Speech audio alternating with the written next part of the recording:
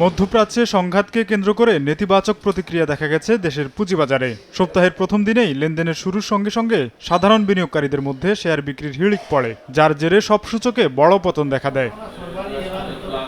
রোববার ঢাকা স্টক এক্সচেঞ্জে লেনদেন শুরুতে পতন হয় 235 পয়েন্ট পর্যন্ত।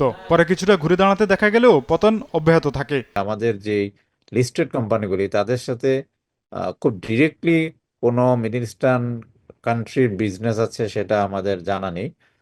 যদি থেকেও থাকে সেটা ইনসিগনিফিক্যান্ট।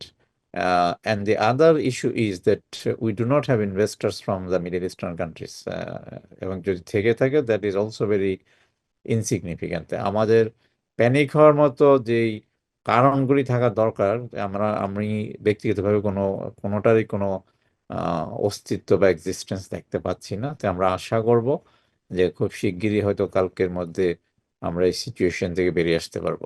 তবে খুব শীঘ্রই লেনদেনে স্বাভাবিক পরিবেশ ফিরবে বলে আশা করছেন সাধারণ বিনিয়োগকারীরা।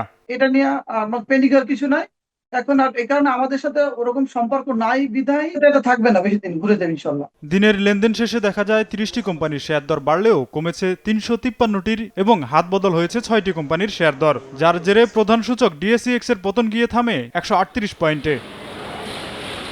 তোফাজ্জল হোসাইন, সময় সংবাদ, ঢাকা।